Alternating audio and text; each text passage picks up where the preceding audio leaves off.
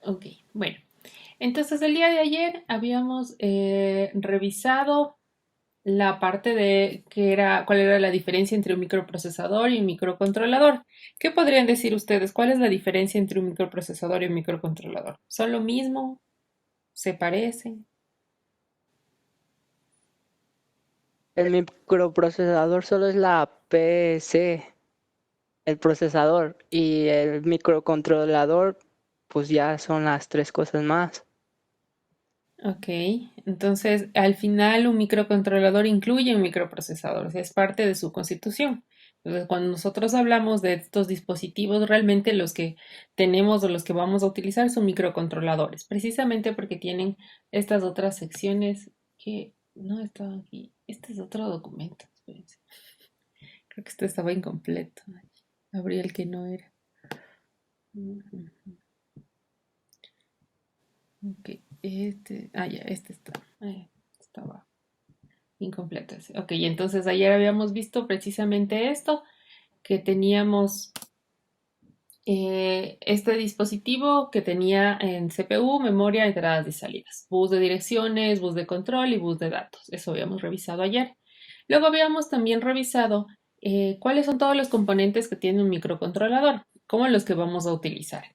Estos módulos que vemos aquí, puede ser que haya, algunos tengan más módulos, menos módulos, y eso es lo que los hace más complejos o menos complejos, de qué otras cosas ya pueden resolver. En algunas situaciones, en algunos casos, puede ser que puedan resolver cosas más complejas o si no, ya por programación a uno le tocaría construir estas otras opciones. Por ejemplo, las comunicaciones, parte de las comunicaciones, no todos tienen un rango amplio de tipos de comunicaciones, porque las comunicaciones son amplias y son variadas. Entonces, esa diría yo que esa es una de las características principales que los van diferenciando de un micro a otro micro, las comunicaciones que manejan, tal vez la cantidad de entradas y salidas, la memoria, qué tanto espacio tengo yo para guardar un programa, si puedo hacer un programa larguísimo o puedo hacer o tengo que hacer un programa más sencillo, todo ese tipo de cosas.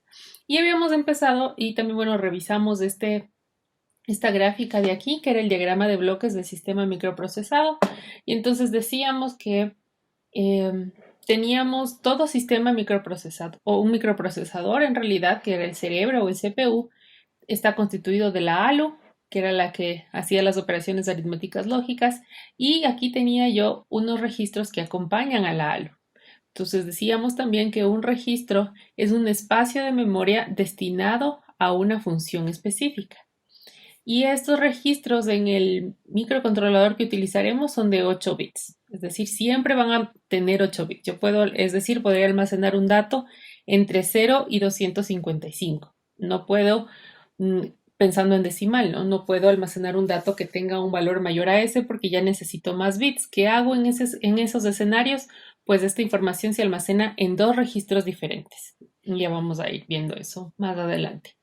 Además, habíamos visto que teníamos esta unidad de control, que era la unidad central, la que me permitía gestionar realmente cómo funciona, cuál es el proceso que debe hacer el microcontrolador para poder ejecutar alguna cosa. Es decir, cómo recupera la información. Entonces decíamos que a través del bus de direcciones, del bus de datos y el bus de control, recuperaba la información que estaba almacenada en otro lado, en la memoria del programa, la va recuperando y a través del contador de programa iba contando, iba leyendo prácticamente línea a línea, leía la línea uno y esa línea uno a través del bus de datos me llegaba una instrucción, es decir, sí, la instrucción que yo haya escrito, y el decodificador se encargaba de, como dice su nombre, de decodificar esta instrucción, de decir, a ver, ¿qué me dice que tiene que hacer esta instrucción?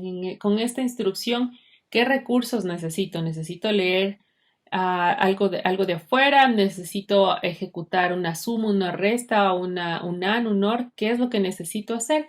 Y el secuenciador era el que me iba también, el que va de la mano con el contador de programa para saber cuál es la siguiente línea que debe leer. Esto ya igual. Y bueno, tenía otros registros adicionales que son, aquí por ejemplo tenemos algo que nos dice el banco de registros de propósito general. Entonces, todos estos registros son espacios de memoria destinados para que yo realmente pueda guardar cualquier información. Por ejemplo, todos estos registros de memoria son como los registros auxiliares. Cuando uno programa, a veces necesita un contador, necesita un auxiliar, necesita algunos registros donde yo voy almacenando información para ese momento. Aquí. Mira acá. Sí, entonces aquí estos son registros auxiliares, que igual son espacios, recordemos que los registros, como les había mencionado, son de 8 bits. Siempre son de 8 bits. Bueno, por el PIC que vamos a utilizar, no son de 8 bits.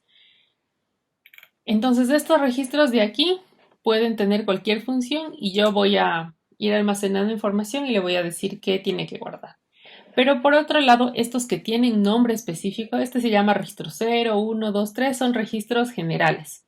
Pero hay otros registros que tienen una función específica, como el acumulador, por ejemplo, o aquí el registro de instrucción, el contador de programa, el puntero de pila, estos otros de acá, ya como tienen un nombre, solo tienen una única función. No se utilizan para guardar información adicional, sino que se utilizan, en este caso, el acumulador para las operaciones a través de la ALU.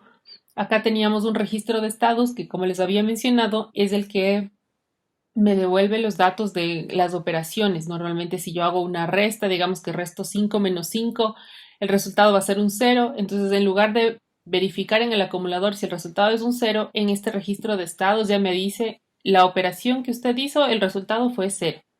O generó un carry.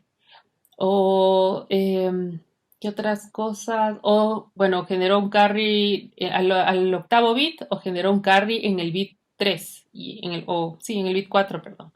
Y entonces este nos va a ir avisando diferentes cosas. Aquí, bueno, podrán encontrar que después de esta clase ya les subo esto. Entonces, bueno, como les mencionaba, ¿no? El acumulador es donde se almacenan los resultados de la ALU, todo lo que haga la ALU, y tiene varias líneas de microórdenes, ya que realiza diferentes operaciones. Este acumulador es como el registro auxiliar principal, por decirlo así. Toda la información se mueve o la mayor parte de la información siempre pasa a través del acumulador. El acumulador es un registro que se comunica con todo. En este registro especial, por ejemplo, nos dice que podemos cargar el contenido del bus de datos. Es decir, si quiero leer qué pasa con un interruptor que tengo conectado en algún lugar, esa información pasa siempre. Antes de cualquier otra cosa, va a pasar al bus de datos. Del bus de datos pasa al acumulador. O también, como vimos en la gráfica, se carga la información de la salida de la ALU. También carga el contenido del bus, es decir, lo lee desde el bus o lo mueve al bus. Por eso aquí veíamos que tenía una doble línea. Este de aquí, el acumulador. Entonces, o se mueve o carga la información o la recibe. Cualquiera de las dos. También puedo rotar el contenido. Eso quiere decir que si yo tengo un dato, digamos que puedo rotarlo, un dato de 8 bits, sí, le puedo mover hacia la izquierda, hacia la derecha y todo eso. Para hacer eso utilizo el acumulador y también escribir ceros, escribir unos también me sirve el acumulador. O sea, el acumulador es todo, ya vamos a ver cómo se utiliza. Otra de las cosas bueno, aquí están algunos ejemplos. Lo que les decía, ¿no? En cambio, el otro registro, que es el que me almacena los estados de la ALU, se llama el Status Register o el registro de estado, y ese me va a devolver toda esta información. Por ejemplo, si es que alguna operación fue 0, si es que hay un carry, si es que hay un bit de signo, si es que hay una paridad, por ejemplo, si ocurrió alguna interrupción, todas estas cosas las vamos a poder observar en este registro especial que es el registro de estados o el estatus. Los registros auxiliares no tienen función especial, pero son diseñados para que yo almacene información. Es decir, hay los contadores auxiliares, eh, datos generales, cualquier cosa que vaya a necesitar mientras voy programando. El contador de programa ya lo vimos, ¿no? Era el que contaba en qué línea se está ejecutando de este programa que para mí es una tabla. se va cargando y me va a decir qué línea debe ejecutar.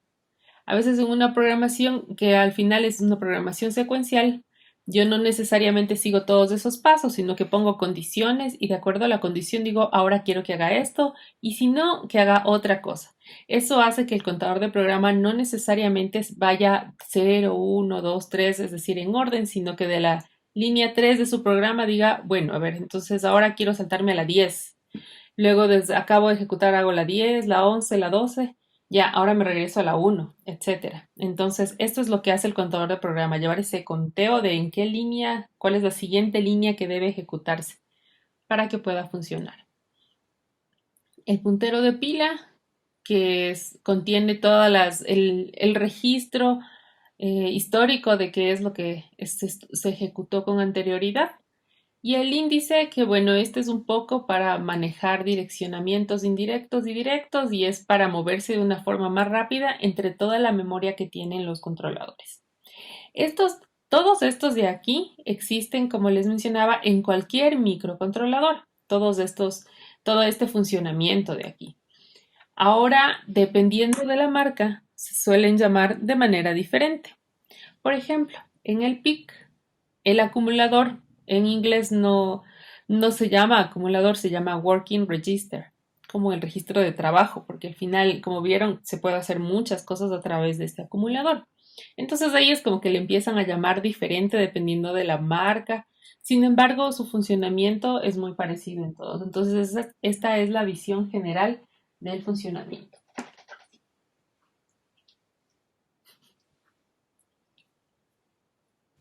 Ya, ok. Ya, ¿dónde estaba? Bueno, ahora todo microprocesador, creo que no tengo una imagen, pero todo microprocesador va a tener diferentes terminales, ¿no? Y eso es importante conocer. Vamos a ver mejor desde la gráfica inicial.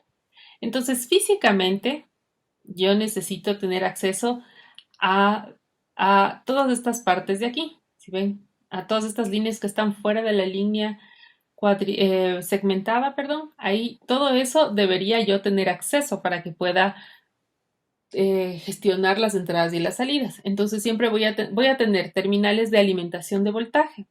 Estos dispositivos son dispositivos TTL, lo que quiere decir que van a trabajar entre 0 y 5 voltios. En las hojas de datos normalmente nos dicen cuál es el voltaje máximo que puedo utilizar. Sin embargo, cuando hablamos de TTL, hablamos máximo 5.5 voltios, siendo eso ya mucho para el dispositivo, ¿no? O sea, 5 voltios es lo recomendable, pero hasta 5.5 lo tolera bastante bien.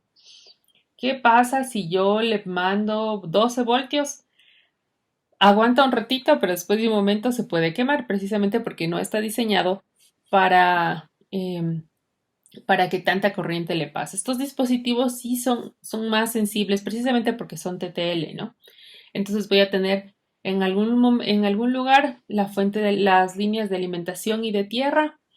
Voy a tener acceso a este reloj, al reloj que me va a permitir sincronizar toda la información. Reloj o cristal, en realidad ya le llamaremos cristal. Oscilador también es un nombre que se puede utilizar. Entonces voy a tener 2 pines para este cristal de aquí. Otra de las cosas que voy a tener es acceso a todas las entradas y salidas en paralelo donde pueda conectar, como les mencionaba, interruptores, pulsadores, LEDs, transistores y cualquier otra cosa adicional. Las entradas y salidas analógicas también.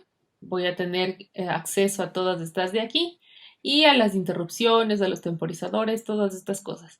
Físicamente yo no tengo acceso a la memoria RAM, no tengo acceso a la memoria ROM ni al perro guardián. Eso ya se hace una vez que se carga el programa. Se utiliza pines especiales que tienen características o funciones compartidas. Hay pines que tienen más de una función precisamente porque si me dieran un pin por cada función que yo necesite, me resultaría en un dispositivo extremadamente grande. Y estos dispositivos son pequeños precisamente porque cada uno de esos pines combina diferentes opciones de trabajo. Puede ser que un mismo pin me pueda funcionar como una entrada o salida digital, es decir, aceptas uno lógicos y 0 lógicos, y al mismo tiempo pueda funcionar como una entrada analógica, donde la entrada de voltaje puede variar de 0 a 5 voltios igual. Entonces, en ese escenario es por configuración que yo le digo o trabaja de una manera o trabaja de la otra. Y físicamente están adaptados o están diseñados para poder tolerar o soportar diferentes funcionamientos, que iremos revisando de a poco. Bueno, todo lo que son el bus de datos, el bus de direcciones, el bus de control, tampoco nosotros vamos a acceder a eso. Es decir, yo no necesito hacer todo este trámite que les había mencionado en un inicio, en el que yo decía, debo seleccionar qué dirección leer, luego decir quiero leer, quiero escribir, recuperar el dato, así con esa especificidad, no.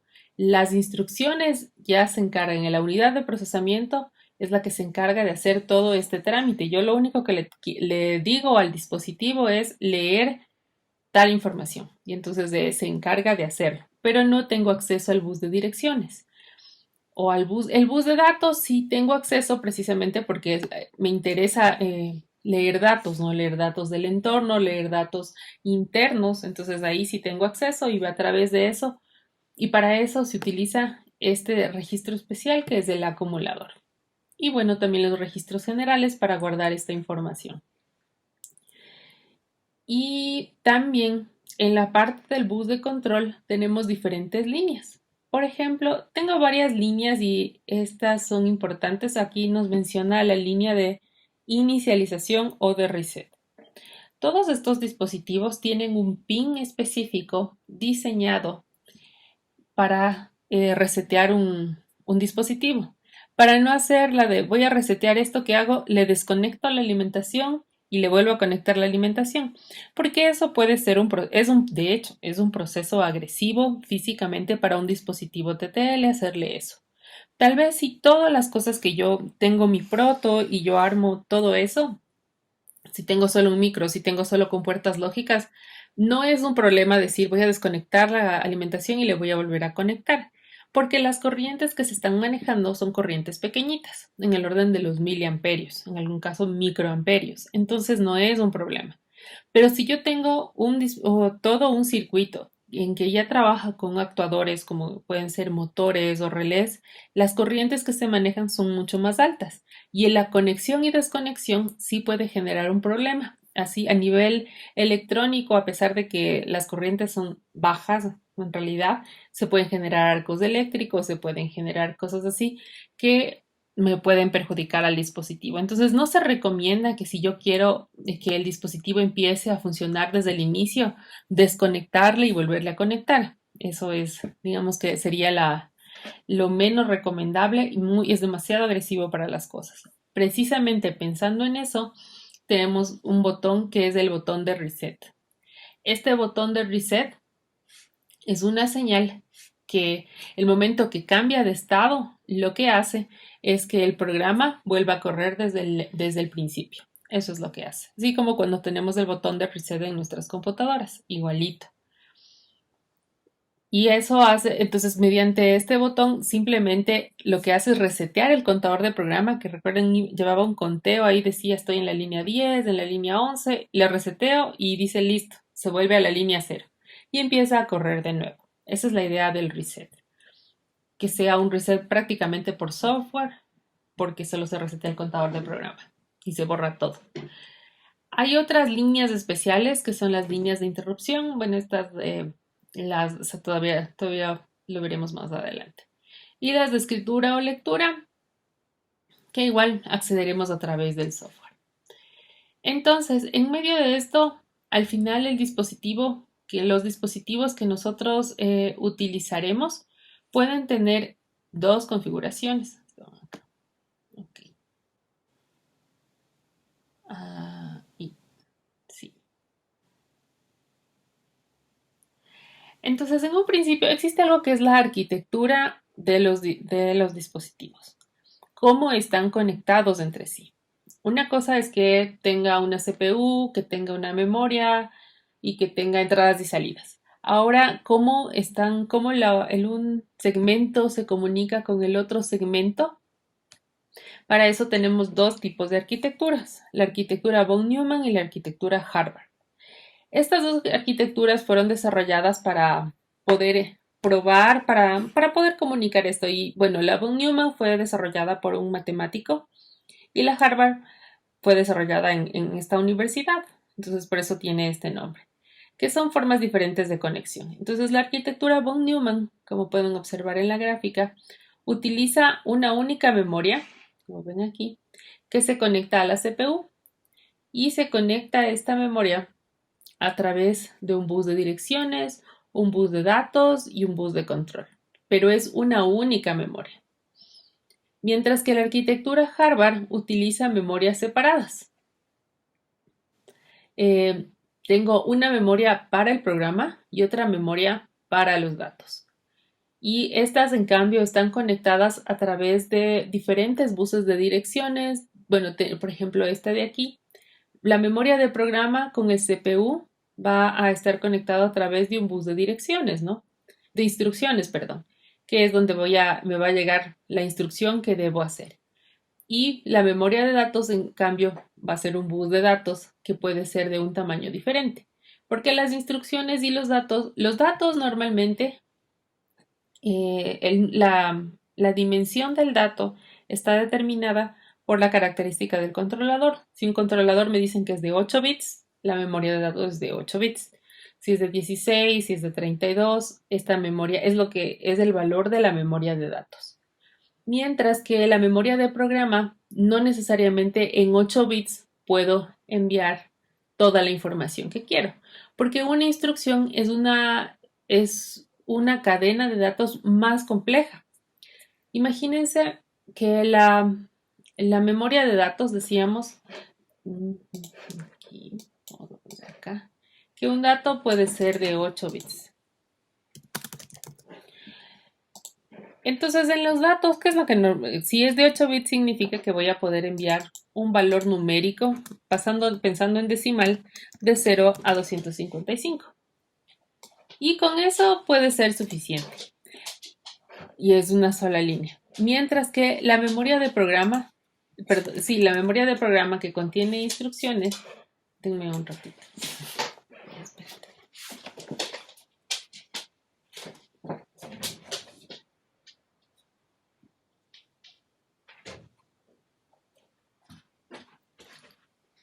Ya, disculpen, era mi perrita. Ok. Entonces les decía, la memoria de programa que contiene instrucciones, una instrucción normalmente es algo más complejo, porque una instrucción, por un lado, tiene qué es lo que quiero hacer, como leer algo, escribir algo, lo que sea. Luego, lo que yo quiero, aparte de esa instrucción, necesito decir qué quiero leer. Es decir, quiero leer el pin 1, el pin 2, el pin 3, qué es lo que quiero hacer. Y si quiero mover algo, debo decirle mover la información del pin 1 al pin 2. Entonces, esta cadena de datos, esta cadena de instrucciones necesita más bits que 8 bits. Con 8 bits yo no puedo realmente codificar todo esto que les acabo de decir, donde le doy la instrucción, le digo cuál es el origen y cuál es el destino. Es más complejo que eso. Entonces, normalmente las instrucciones, dependiendo del controlador, creo que en este caso manejan 14, en el caso del controlador que vamos a utilizar, son 14 bits. Entonces, esta línea de aquí va a tener 14 bits, esta línea de acá va a tener 8 bits. En este escenario, en el anterior, en el que decíamos en el von Neumann, el bus de direcciones debería tener 14 bits y de ahí ser mucho más grande. ¿Cuál es la ventaja entre el uno y el otro? Que yo puedo manejar de manera separada la memoria de programa de la memoria de datos y realmente ejecutar las cosas más rápido, porque tengo un acceso independiente a cada uno de ellos. Entonces, esta memoria va a tener una dimensión diferente, esta otra dimensión, y también voy a tener, como ven, un bus de datos específico entre este y este, un bus de instrucciones específico entre este y igual el bus de control va a ser independiente para cada uno de ellos. Si yo tuviera que armarme todo este conjunto, digamos que desde cero voy a me voy a buscar una memoria, me voy a buscar un CPU y armarlo. Uno diría que sería mejor elegir esta arquitectura, la arquitectura von Neumann, porque es un único bus de datos, de direcciones y de control. Pero como estos dispositivos ya vienen encapsulados, en ese escenario, ya digamos que el fabricante ya hizo esto de aquí. Y entonces ya no es un problema porque yo me compro todo el dispositivo y digo, no, yo le compro y resulta que ellos ya lo hicieron físicamente. Entonces, en realidad, la arquitectura que hoy en día se maneja es la arquitectura hardware, ujú, donde tenemos esa ventaja. Ahora, otra que también se llama arquitectura, pero está relacionado un poco con las instrucciones. Entonces, la otra parte era la arquitectura física. Este sería un poco la arquitectura con respecto a las instrucciones. Tenemos dos tipos de arquitecturas en ese sentido, la CISC y la RISC. La CISC se refiere a que, como dice su nombre, miren, Complex Instruction Set Computer, es el set de instrucciones que tengo yo o que el dispositivo me permite tener, es decir, qué nomás puedo gestionar con un dispositivo. Entonces, en este sentido, tenemos dos formas, el set de instrucciones complejo y el set de instrucciones reducido. Ventajas y desventajas. Bueno, el set de instrucciones complejo tiene instrucciones, como dice su nombre, complejas y que se ejecutan de forma potente, sino que cada instrucción puede ser que tenga una longitud más grande y también tiene modos de direccionamiento elaborados. Recordemos que si nosotros aprendemos a utilizar un microcontrolador, en este sentido no es lo mismo programar un microcontrolador que programar una computadora. En la computadora nosotros no tenemos idea o ni siquiera nos preocupamos por cómo está organizada la memoria, que si la memoria RAM, que la memoria de almacenamiento del programa, no nos preocupamos por eso porque nuestras computadoras son mega dispositivos en realidad. Mientras que en los microcontroladores sí necesitamos conocer cuál es el espacio y cuáles son los recursos físicos que vamos a utilizar. Si decimos que los datos o la memoria está dividida en registros de 8 bits, yo tengo que simplificar la información para manejar 8 bits. Así de sencillo. Entonces, si yo ya quiero, por ejemplo, si yo quiero almacenar el número 100, digo listo, en 8 bits lo puedo lograr. Pero si quiero almacenar el número 500, ya no me alcanza en 8 bits. Ya necesito 9 bits. 10 bits, 11 bits, necesito más bits. ¿Qué hace? ¿Cómo hago eso en un microcontrolador? Pues resulta que voy cogiendo los 8 menos significativos en un espacio de memoria, luego los siguientes en otro espacio de memoria y así voy haciendo combinaciones. Entonces yo debo conocer realmente qué es lo que está haciendo mi dispositivo físicamente. Por eso es que los dispositivos, por eso aparece el RISC, que es un set de instrucciones reducido. Entonces, este es un set de instrucciones corto y son instrucciones más sencillas. Cada instrucción puede realizar una operación muy simple, pero yo sé exactamente cuánto se va a tardar en resolver esa instrucción. Se puede lograr que todas las instrucciones tengan la misma longitud. Entonces, les voy a presentar al PIC que vamos a utilizar. Déjenme abrir el manual. Igual el manual lo pueden encontrar en línea, ¿no? Si ustedes le ponen. Vamos a empezar a trabajar con el 16F877A. No con el 18 aún, vamos a empezar con este y luego tal vez utilicemos el 182550.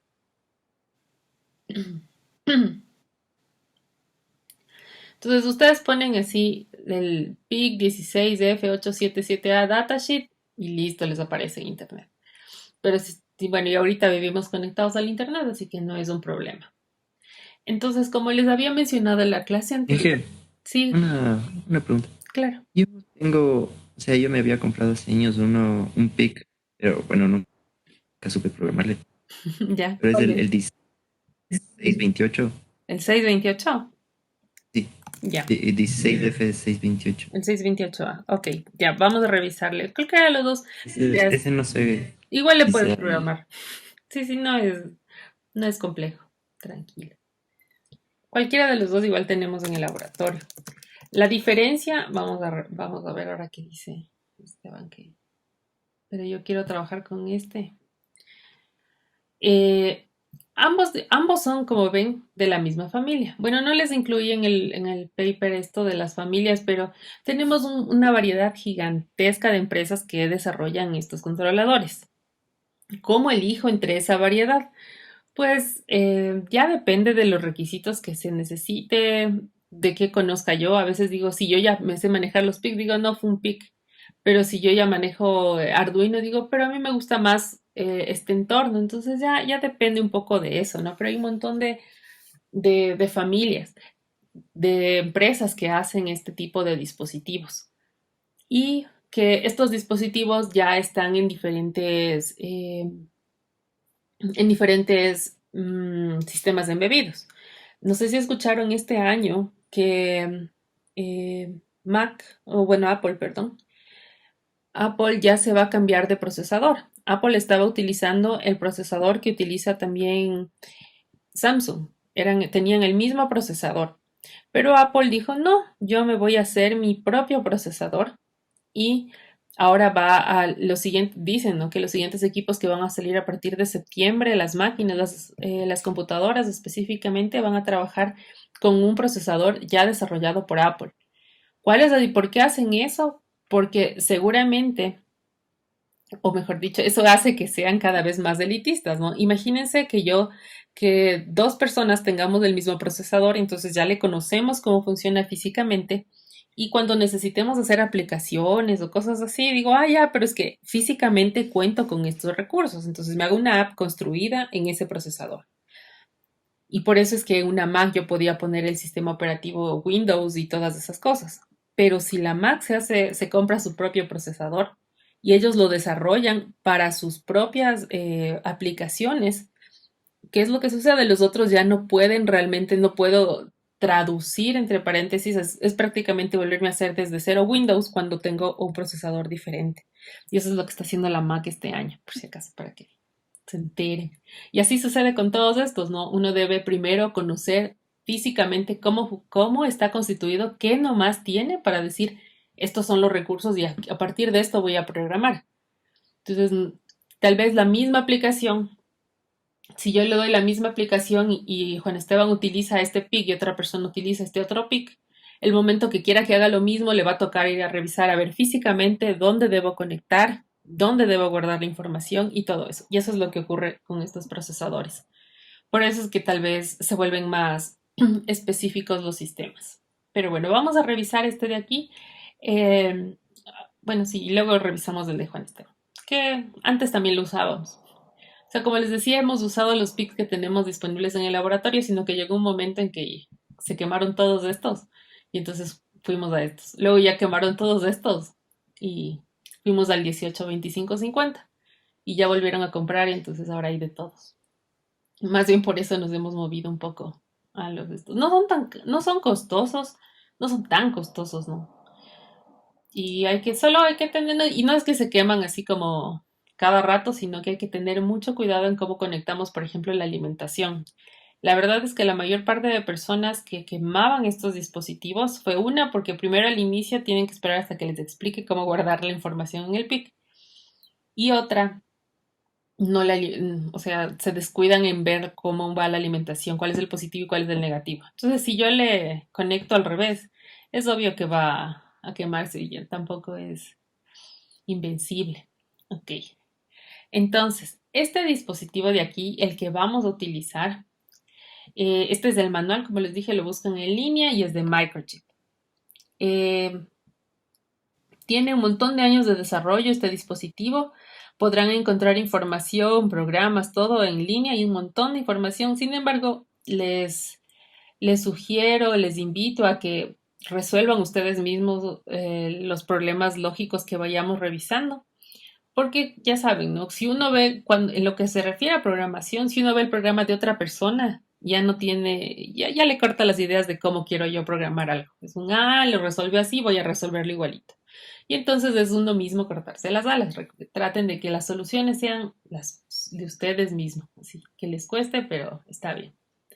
Entonces, este dispositivo de aquí, cada uno de ellos, y todos, también los de Arduino, tienen una hoja de datos. En esta hoja de datos podemos observar todas las características que tiene. Vamos a revisar este cuadrito de aquí. Entonces, miren, aquí nos dice, este manual aplica para estos 4 PICs, que son parecidos. Vamos a ver que la diferencia puede ser entre el número de pines y tal vez algunas otras cosas. Entonces, cuando yo busco un dispositivo, lo primero que voy a ver es cuánto espacio tengo para la memoria. Entonces, aquí nos dice que tenemos, la memoria de programa tiene 14.3 kilobytes. Esa es la dimensión que tengo. Es decir, tengo 14.000 líneas para poder guardar la información. Sí, eso, por un lado. Por otro lado, tengo la memoria de datos. Esta memoria de datos es una memoria RAM, pero es una memoria RAM estática. No creo que se acuerden, pero igual les hago acuerdo. Cuando hablamos de las memorias RAM, allá hace un año creo, las memorias RAM habían de 2 tipos, las estáticas y las dinámicas. Las estáticas la diferencia entre ambas era cuál era la unidad o la celda fundamental en la que se almacenaba la información. En el caso de la estática, la información se almacenaba prácticamente en un transistor. Y en el caso de la dinámica, se almacenaba en un capacitor. Entonces ahí habían los pros y los contras de que el capacitor ocupa menos espacio. Entonces en el mismo tamaño yo puedo tener más espacio de memoria. Sin embargo, tenía que actualizar todo el tiempo la información porque el capacitor se va descargando con el tiempo. Mientras que con la estática es un conjunto que tiene un transistor y tiene todo un sistema de activación, desactivación de este transistor para que conmute. Si bien es cierto, me va a ocupar un poco más de espacio, no necesito refrescar la información. Entonces, para el caso de un microcontrolador, recuerden que una de las características de todos los sistemas que tienen microcontroladores es que ocupen la menor cantidad de energía cuando estén funcionando. Si le pongo una estática, significa que guardaré ese dato en la RAM mientras esté prendido y no tengo que volver a cargar esa información. Entonces no tengo energía que está ahí recirculando y consumiéndome la batería prácticamente. Por eso es que también tiene una SRAM. Y entonces, esta memoria de datos tiene este tamaño. Es decir, tengo 368 espacios en la memoria de datos para guardar información.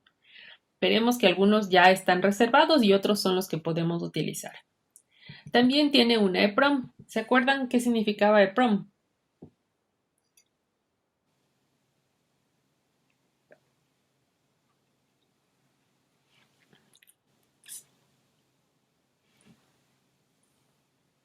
Nadie. Era algo así como se le podía borrar a la memoria de solo lectura, una cosa así. Sí, es electrical. A ver, no sé si va primero electrical o erasable, pero esa es la idea, ¿no? Que se puede borrar eléctricamente, se puede programar y borrar eléctricamente la información de la ROM. Sí, este tipo de memoria está diseñada para aquellos datos que yo no quiero que se borren. No el programa es una cosa, otra cosa son los datos que no quiero que se borren. Por ejemplo, digamos que yo me construyo un control de acceso así portátil.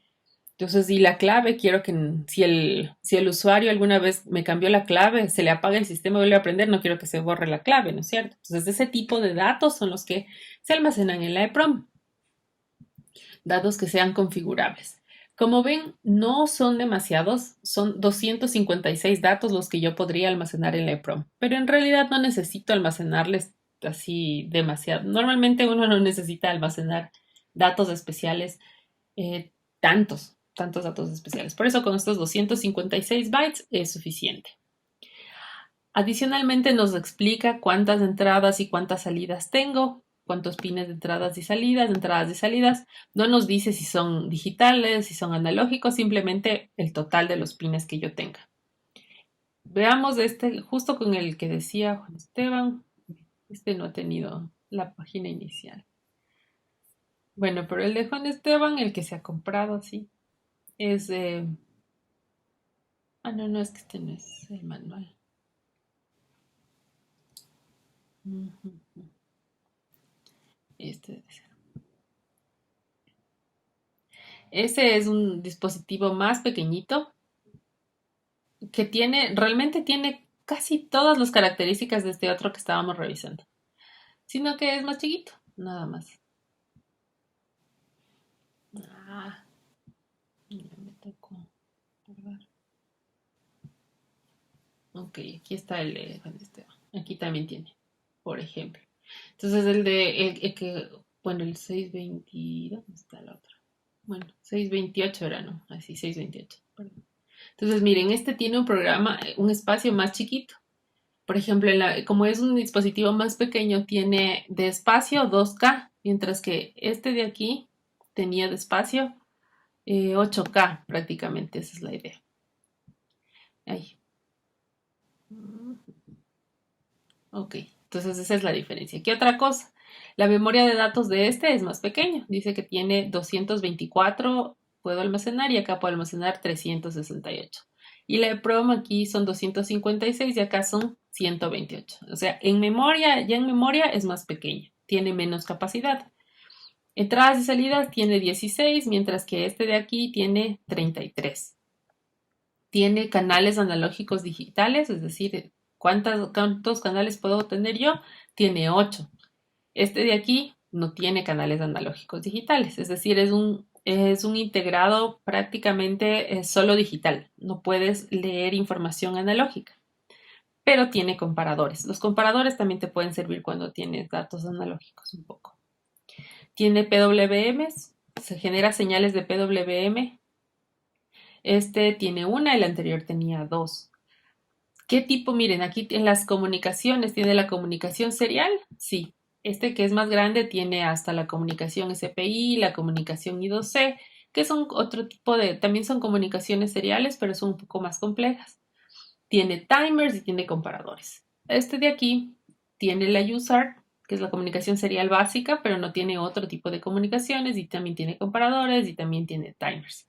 Entonces, no tiene entradas analógicas, es decir, si yo no necesito nunca leer nada analógico realmente y no tengo demasiadas entradas y salidas, con este es suficiente. Me sirve muy bien porque igual va a tener interrupciones, va a tener timers, va a tener todo, se puede comunicar con otros dispositivos por comunicación serial, es suficiente.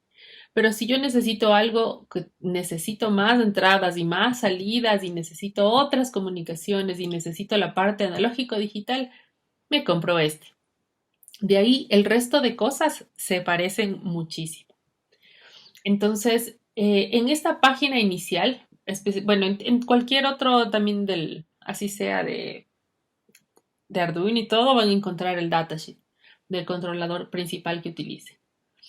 Entonces aquí nos empieza a explicar cuáles son todas las características y nos empieza a vender prácticamente el dispositivo. Bueno, aquí está la forma en cómo se ve y como les decía, ¿no?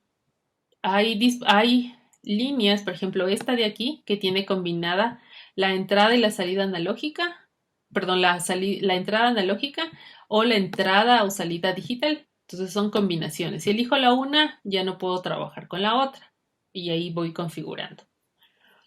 Y también, este es el diagrama de bloques del dispositivo. Bueno, este es del 8.7, este es del 7.7A y de todas las cosas que tiene. Entonces, la siguiente clase, dígame. Una pregunta, ¿a estos PICs se les puede programar más de una vez? Sí, ¿no? Claro, sí, sí. De hecho, justo hablando de eso, las memorias, las memorias pueden grabarse una cantidad específica de veces, dependiendo de la tecnología. En este caso, mira, la memoria o sea, el programa se almacena en la memoria flash y puede escribirse y borrarse 100.000 veces. Entonces tú podrías escribirle 100.000, cambiar 100.000 veces tu programa y te garantiza todavía que va a funcionar. Sin embargo, no vamos a guardar información tantas veces, ¿no? Pero sí puedes hacerlo eso. Mientras que la EPROM, que es donde almacenábamos datos especiales, esa se puede guardar y escribir 1 millón de veces, porque son tecnologías diferentes. Y bueno, la Flash es así, pues, esa sí puede escribirse todo el tiempo. Esa sí es más, es diferente. Porque tanto la Flash como la EPROM son memorias que no se va a perder la información, pero en la otra sí se pierde, entonces realmente es una tecnología diferente. Entonces sí puedes grabar de esta cantidad de veces, así que no hay ningún problema. Más bien, el detalle es que hay que saber bien cómo guardar la información, porque lo que puede pasar, y era lo que hace años nos había pasado, que no esperaron y dijeron, no, no, yo en mi casa le guardo, pero no configuraron algo que hay que configurar y vamos a ver. Y lo que tú puedes hacer es guardar el programa y decir nunca más voy a guardar otro programa. Entonces se queda con ese último programa y ya no se puede modificar, precisamente porque para eso están diseñados estos dispositivos, ¿no? Si yo, digamos que voy a hacer mi cadena de producción y digo, voy a sacar, no sé, cualquier sistema embebido, un afinador de instrumento, por ejemplo. Y voy a empezar a vender eso y no quiero que nadie me copie, por ejemplo, el programa, ¿qué es lo que hago? Guardo el programa en el microcontrolador y, no, y como que corto el acceso y nadie va a poder ver eso. Nadie va a poder leer mi programa porque yo sí puedo leer el programa de... Sí puedo leer el programa de lo que tengo. Entonces hago eso y ya con eso le protejo para toda la vida. Entonces eso sí puede pasar, que le protejas y ya no puedas volver a guardar información. Pero de ahí puedes escribir como viste 100.000 veces. Entonces, el día de mañana ya vamos a revisar lo de ya en el... Mañana es, ¿no? Sí. Ya, entonces, por favor, para mañana no se olviden de descargar el MPLAB para que podamos entender un poquito e ir viendo cómo leer la información en el MPLAB y ver cómo está organizado, que eso nos dice mucho de cómo funciona el microcontrolador. ¿Alguna pregunta?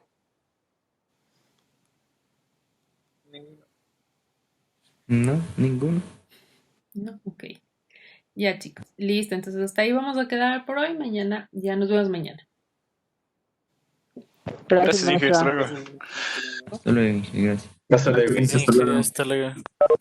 Hasta luego, Inge. Muchas gracias. Hasta luego.